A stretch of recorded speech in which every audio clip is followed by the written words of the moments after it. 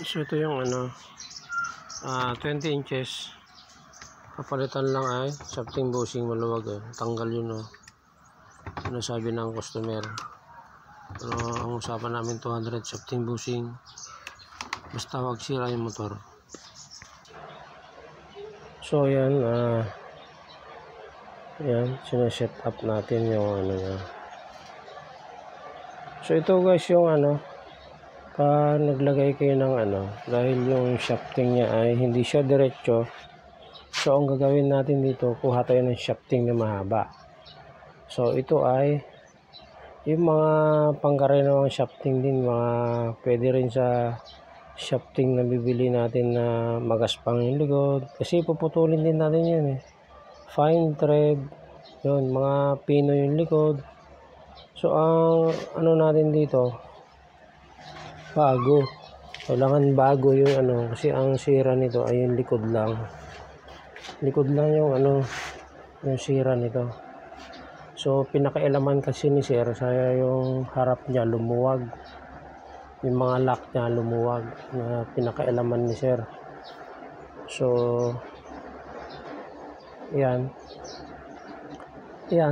pag ganyang sitwasyon guys, lalo yung mga baguhan, ang putulin nyo dyan ng mga wire ay yung magtira kayo ng kulay, mga lang, kahit mga 1/2 inch yung layo, yung pagputulan nyo dun sa niya, yung nakaklip na kasi pag tinanggal nyo yung clip, mawala yung, kung pwede naman tanggalin, basta picturean nyo. Tignan nyo yung ginagawa ko. Yan, ako naman ay kabisado ko na lahat yan, pero gusto ko yung madali ang trabaho lang. Yan, gusto ko na baklasin lahat man yung mga wire yan. Ito na lang yung mas mabilis, basta sigurado ka sa ginagawa mo, ayos naman yun. Yan, pinutol ko na, tapos nilabas ko na yung nilabas ko na yan. So yan ang gawin natin.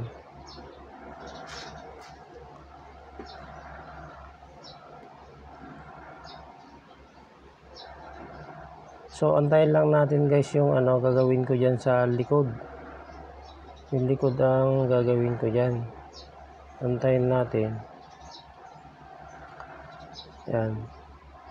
Ayan yung ginagawa ko na yan, yan yung diskarte dyan. Yung likod kasi di ba may stopper yan. Yan.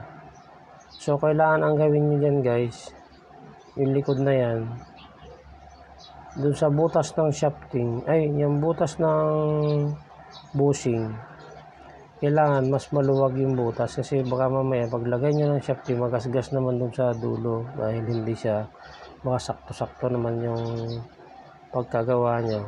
Kailangan talaga may sobra, kahit 1 mm lang yung luwag ng butas, mas maluwag yung butas ng yan, yung cover na yan, yung hinahawakan ko na yan, kaysa yung butas ng bushing na ilalagay natin, para yung diameter ng hindi sasayad. Hindi sasayad yung shafting. Dapat mas maluwag yung butas na gagawin natin dun sa shafting. Yan, para mas maayos. Yan. So kita nyo dyan, niluluwagan ko, luwag-luwag. Yan. Magamit ako ng mga screw para siguraduhin na mas maluwag yung kong ginagawa ko. Yan, pinapaginis ko pa yan guys, para pagdating ng pagsalpak ng shafting mamaya, yung mahabang shafting, yun ang yun yung purpose nyan, bakit ko pinapaluwag. So ayan. So yung pala guys, yung pagpukpok pala ng yung rotor na yun, saka yung shafting niya. So kailangan pag nagpukpok kayo dun sa may thread sa harap, huwag kayo magpukpok dun sa likod. Yun ang lalo na pag nagre-repair kayo, basta lahat ng pupukpukin nyo dyan, yung harap, yung may thread, kahit likod or ano pwede. Pero may ano kasi, yung itong rotor kasi may mga ano yan, may mga guide para doon ka magpukpok mas.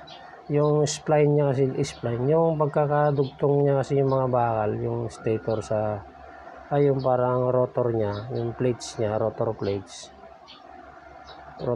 na yun, may ano yun, may pagbaliktad yung pagpukpok mo, mahigpit yung palabas. Yan yung ano, yan na, papalitan ko na yung bushing ng likod, yung grinder ko. Yan. Yung nakita nyo una kanina, hinigpitan ko lang yung ano, kasi walang sira yung harap, walang tama.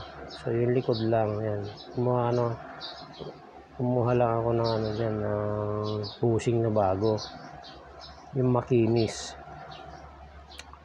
para sure ball na ano, goods. Ano, bushing na bago. So ganun lang. Ayan, ganun lang paglalagay. Huwag nyo huwag nyo na-stressin yung sarili nyo sa ano lang yan. Kamay-kamay lang yan. Wala nang mga tulos-tulos pa yan. Baka yung tulos-tulos pa na papasok nyo yan, lalong magasgas yung bushing. Yan o. Ganyan lang yung nagawa ko. So alam nyo guys, yung bushing na supply natin galing sa China yan, mas mataas, kaya kailangan huwag nyong idiin masyado yung lock ng ano, kasi mapepersa yung tatlong paa ng cover ng tensioner, yung tensioner ng parang yung spring yung nagte-tension ng tension ng bushing. Yan. Nakalimutan ko na kung tawag dun, spring. Yan, basta yun na yan, yung parang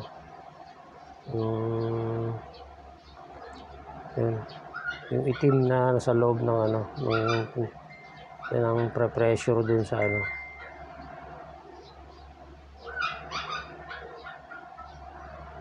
yan po yan. So ganun lang yan.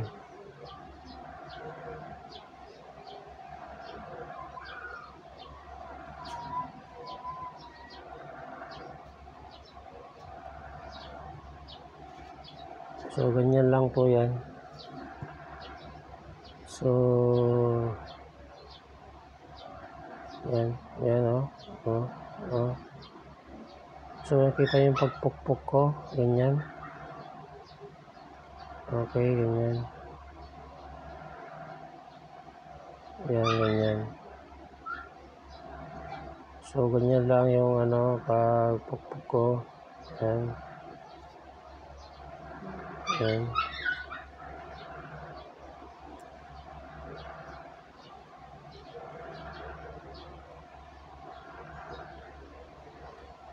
Ganyan lang siya.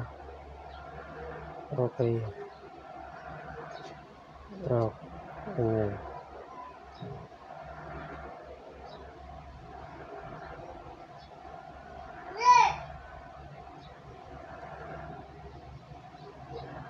So nakita niyo yan. Huwag nyo lang hayaang mag-slide yung. Huwag nyo lang hayaan. Pag nagpupukpok kayo, mapukpok nyo yung makinis na part kahit saan. Parang magkikreate kayo ng pag pinasok nyo yung napupukpok nyo, nadideform yung shafting. So pag pinasok nyo yung bagong bushing, so magkikreate siya ng gas-gas doon sa loob. So baliwala yung bagong nilagay natin. Ayan. So nakita nyo yung pagsukat ko sa kamay, ang sinukat ko dun guys, yung harap niya. Di ba, sinukat ko yung harap niya, yung may butas, yung pinaglalagyan ng pin shop. Doon ko sinukat. Doon ko yung sinukat para sakto. Kailangan kasi yung pin shop na yun, nakadikit din lang yun sa harap ng casing. Hindi malayo, hindi malapit. Sakto talaga, yung saktong-sakto. Yun yung yun yung diskarte dun. Saktong-sakto talaga. Ayan. Kasi pag sumobra ka dun pa sasayad yung maaaring sumayad. Maaaring sumayad siya. Maaaring sumayad yung dulo ng shafting dun sa harap cover, yung puting malaking cover. So pag sumayad, mahigpit yung hindi ikot yung kasi may lock pa yan sa harap kakaroon pa ng lock na puti yan. So nakalimutan ko yan yung spacer ko. Alam nyo ba niya, sobrang dahan-dahan ko nilalagay yan para lang mapangalagaan ko yung kasariwaan ng shafting na bago sa bushing na bago. Kasi may mga thread kasi yan, pag yan ang may gas-gas natin dun sa loob, wala na. Para tayong naglangis ng yung naglock na shafting bushing. Parang ganun din. Palit tayo ng bago, nagasgas natin, para lang tayo nagpapagod. Dapat nilangisan na lang natin yung luma kung ganun lang ang style.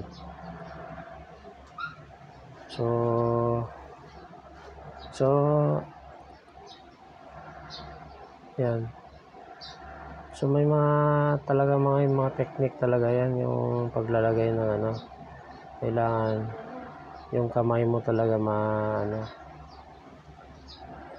magaling sa mapipil mo yung ginagawa niya. Hindi yung basta pasok lang, basta pasok.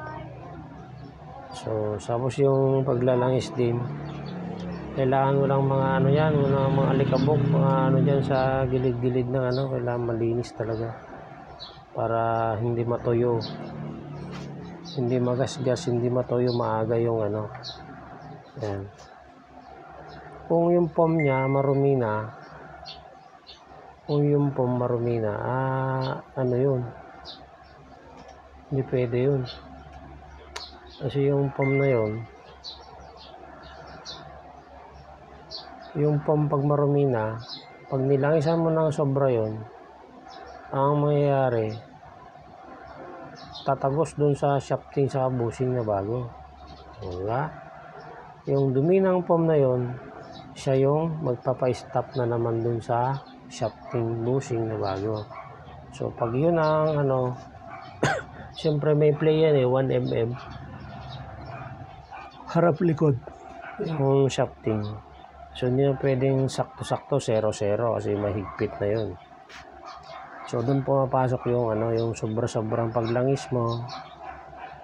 Tapos yung foam nilangisan mo sobra, tumagos dun sa shafting bushing. Wala na. Hindi na sigurado back job na naman. So ito pala yung may isa pa akong tips sa inyo. Yung diba gumawa kayo, napakakinis, walang tapos nagtataka kayo bakit natuyo yung natuyo after 3 months. So ang ang diferensya dun guys, motor sa kayong kaha, nag-iinit yung motor. Pero pag baklas mo walang gas-gas, walang naninikip lang kasi natutuyo. May mga counter na ako ng mga ganun karamihan, yung mga yung lata, yung kaha, yung ganyan, lata na yan. So kailangan talaga may foam yan para yun ang tulong ng yan yung malaking tulong pag may foam. Hindi basta-basta natutuyo yung niya. na prevent niya mag-evap yung mga langis na nilalagay natin.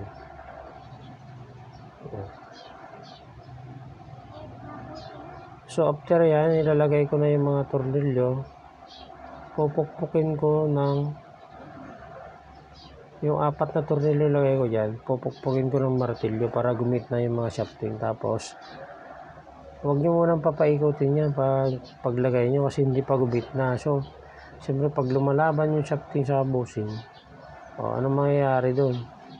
Maano yan? Yung magagasgas din yan. So itong electric fan guys, siyempre gumagawa tayo ng mga ref, aircon, mga microwave. So itong automatic washing machine, tapos nagtitinda natin mga pyesa. So itong electric fan guys, huwag niyong baliwalain to. So dito ako nag-umpisa, marami akong nagbenta. Yan. Dito ako talaga nag-umpisa. May buhay din dito sa ang gawin mo lang habang namimili ka, lahat ng bebenta si bilhin mo, pag-aralan mo. Yan. Tapos pag na benta mo, hindi na pwedeng assemblein, itabi mo. Pag may nagpagawa, yun ikakabit mo, benta mo ng mura. Kumbaga yung motor ng electric fan 260, o di benta mo yung yung lumang electric fan ng kalahati, o di meron ka ng pyesa na mura pa. Pero dapat alam mo na maayos pa yung motor, diba? Huwag lang kayo magbenta ng lumang shafting bushing. Yun ang pagkakamali nyo, malaking pagkakamali. Pag yung binalik nyo, wala na. Yun ang pinaka dyan. Kailangan pag gumawa kayo, bago talaga shafting bushing. Yun ang sekreto sa electric fan. Tapos yung pump, panatilihin nyo doon. Subukan nyo walang pump yan, 3 months matutuyo na yan. Yan. So bawal yung ginagawa ko guys ha. Pag hindi nyo pa alam yung technique yan, pinupukpuk ko paharap palikod yung shafting. Kasi yung butas dun sa sa harap, naglalagay ng pin shaft, malayo masyado, makasasayad dun sa harap. So yun ang dyan, yun ang masama dyan. Yan. So wala yung hindi dinala ng customer yung harap. So hindi ko alam kung sasayad yung harap nito kasi baka mas mahaba yung shafting ko. So actually may mga pyesa na to sa sa Lazada.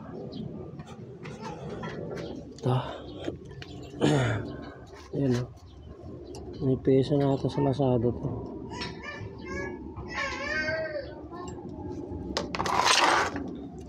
Alam ko may pyesa sa Lazada to. Mahabang ayan. So mas mahaba nga guys, mas mahaba nga yung dito ako ngayon nagsusukat. Ayan, grinderin, nakita nyo yan, ginawa ko, pinutol ko yan. So pag nagputol ko yan guys, yan kasi yung yung shafting yan short, diba? Short dati. Yung nagputol ako yan, ginamit ko yan pang standard. Kahit naman, basta bago na may pin shaft, lagayan ng pin shaft sa harap. Kasi ang LEC nito ay may lagayan ng pin shaft. Ay yung shafting nito na original ay may pin shaft din. So ganyan yung ganyan yung mga ginagawa ko yan. So dito pala guys, pwede kayong basta pagbutihin nyo lang dyan sa bahay nyo, tapos mag vlog kayo. Yan, vlog nyo para yung mga kapitbahay nakikita nila. Tapos yan. So karamihan kasi mga ganitong video parang madali lang matutunan. Yung mga nagsisimula pa lang, kahit matanda o gustong matuto, ngayon lang nagkaroon ng idea na gumawa, yan, Tuwang-tuwa sila pag mga ganito napapanood nila. Yan o. May mahihirap, bihira lang yun, sandali lang sila manood dun. Yan o. Ayan. Sasalpak na natin. Ang gagawin ko dyan sa mga wire ay titipan ko lang mga yan. So dahil nag-iwan tayo ng mga color coding, madali nating ma-determine dugtong i-tape. So ganyan lang yan, napakadali lang. Yan o, napakadali lang. Ayan.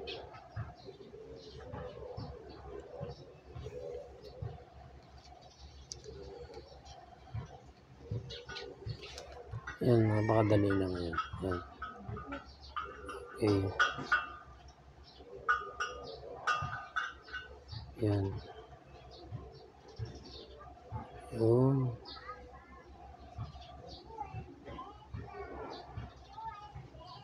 Yan. Yan.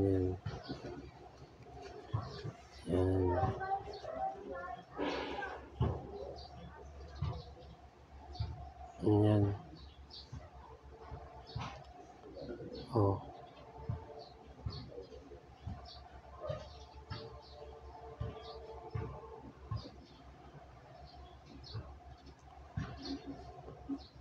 Ayan o. I-strip ko lang yan. Gaganon ko lang yung mga wire niyan. So ayos na agad yan.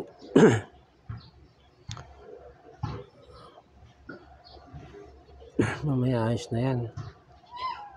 So ano yan, kahit i-tape nyo lang, pwede nyo isolda, maglagay kayo ng mga ano para sa mga nalalaman yung shape. Pero sa akin, titape ko na lang to. Diba? Titape ko na lang siya.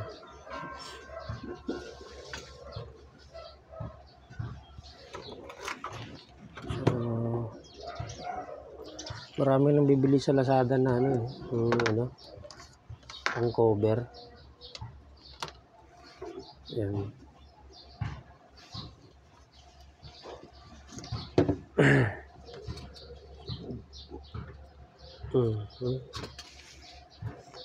Ganyan lang yan guys.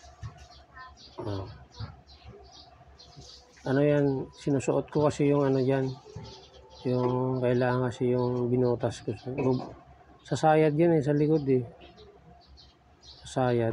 So ang ginawa ko dyan, binutasan ko pa na number 12 na barena, binarena ko sa likod. Kasi kahit maiksi na yung ginawa natin, mas maiksi pa yung original kasi walang lumalabas. Saktong-sakto lang talaga, zero kasi nag-grinder natin yung likod, di ba? So wala tayong mabilhan na ganito yung shafting niya. So DIY tayo. Yun ang remedyo natin. Pero bago yung ano natin. Ba?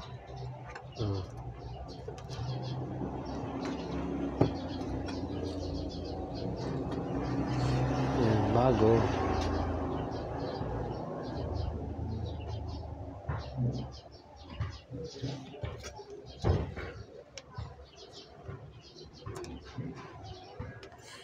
Yan, ganyan lang yan guys. Okay.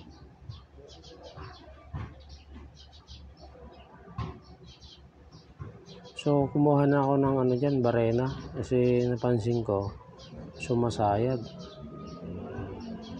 Ayan, binarenahan ko na. Sumasayad kasi yung ano, yan ang ano ko.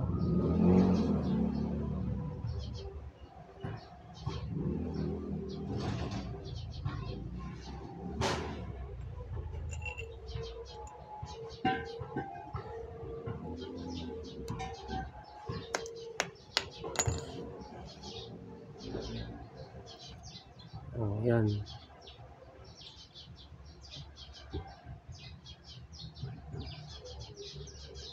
So ganyan lang guys yan.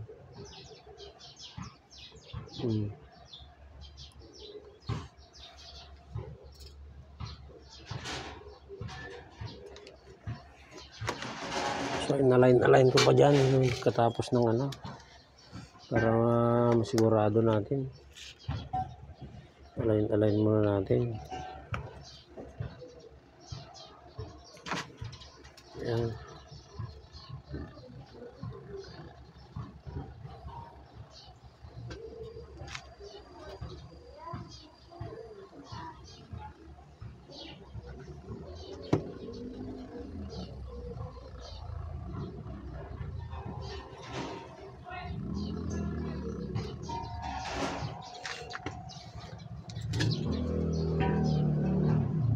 Ayan na, napakiramdaman ko dyan kung ano, ayos na, hindi na sumasayad sa likod.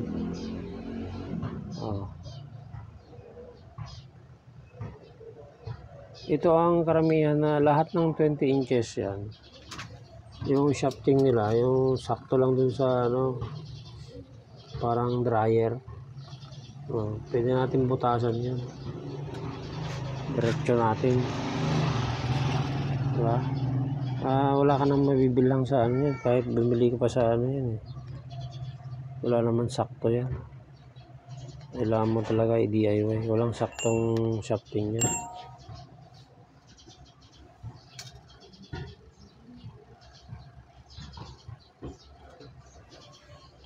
Yan.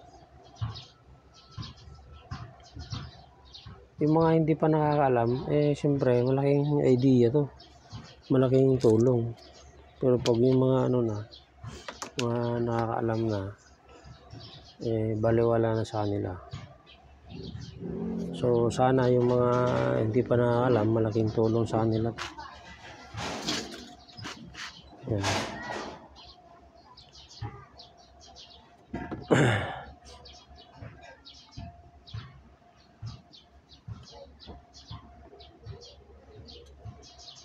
Yan.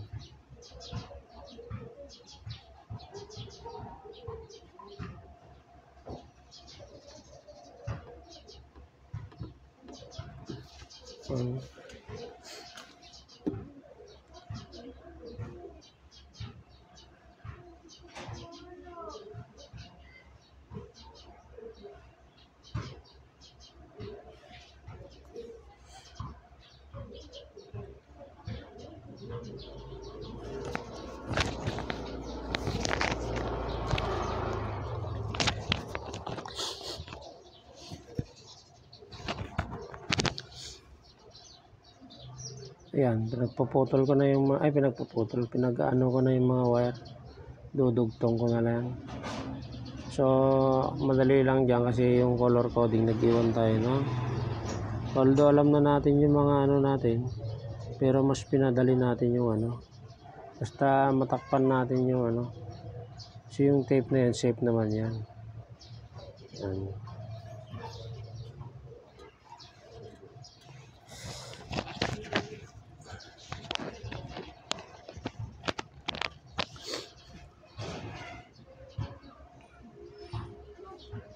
So malapit na natin matapos to guys. So 200 pesos ang ano sale natin. So lang kadali guys. 200 pesos. So pag may nagpagawa sa'yo ng ano, hindi lang naman electric pan yung ginagawa mo sa isang araw, diba?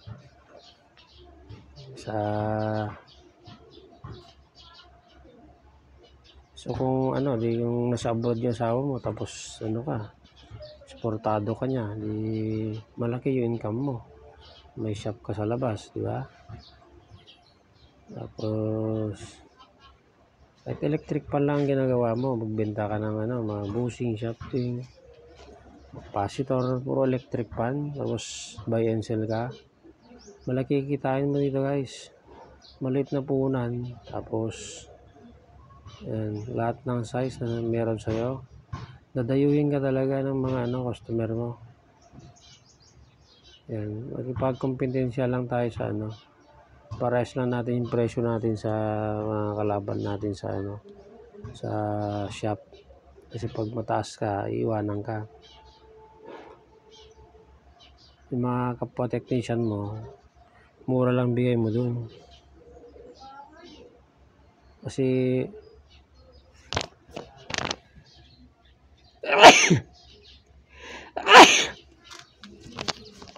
kung ano, hindi ka mapagbigay sa kapwa technician mo, wala talaga, hindi ka babalikan. So umpisa babalik yun, pero pag nakahanap ng iba yun, hindi ka na babalikan. Yan ang napansin ko sa sarili ko rin. Alam ng technician ako, alam na lang retailer ako, bibentahan pa ako ng napakamahal, wala pang ano, diba? Alam na natin presyuhan diba? Tapos bibentahan pa tayo ng ano, higit pa sa times 2, times 3 ang ano, ibigyan tayo ng times 3 na presyo. So simula mga ganun, hindi na ako muulit, tahimik na lang ako. Naghanap na ako ng solusyon para makamura. So syempre dito 200 ang singil natin dito, syempre shafting bushing. Tapos syempre nag-grind pa tayo, ganyan. So maliit lang yung kita natin dito. Pero pwede rin sumingil ng 200 pesos ang labor dito. Diba nga 200 pesos Ewan ko lang kung anong mga shop yun. Kasi siyempre may mga binabayaran silang mga mga shop, mahalang mga upa ng shop. Diba? 500 a day ang upa ng shop ngayon. Hindi lang 500 a day.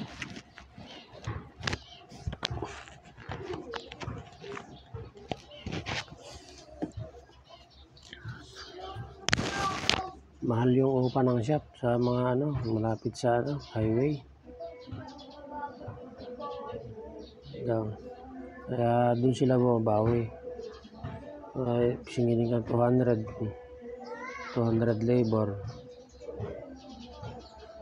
Plus shopping, mga nasa na to, 260 ganun, masisingilin nila sa'yo pag mga ganito, or 300, kasi worth naman ba yung electric pan mo tigo 1.5 singilin ka ng 300, ba? Pwede na yun, basta maayos yung pagkagawa. Kahit tinipang ko na lang yung mga pinutol ko, may color coding naman, 4 na wire yan, speed 1, 2, 3 saka yung common, yung speed 1, 2, 3 saka yung line. So ganyan lang. So maya matatapos na yan, sasaksak na natin, tapos pipigilan natin sa kamay malakas. Pero kailangan yung testerin yung yung mga capacitor plus 500. Pwede yung sumobra, pwedeng kulang ng 5%. Kunwari 2.5 UF, 2 UF. Yan. Ang size pala nito ay yung size ng motor nito. Kung marunong kayo sa motor, ito ay 44 special yung China, yung diameter niya. Tapos 75 yung height. Yung bolts hole niya 63 mm. Tapos thickness 25 mm. Basta mga ganito karamihan yung mga China. Special yung special China 44 mm. Huwag lang yung Hanabishi medium yun. Yung mga original na sukat, kahit yun yan pero itong mga China alam na.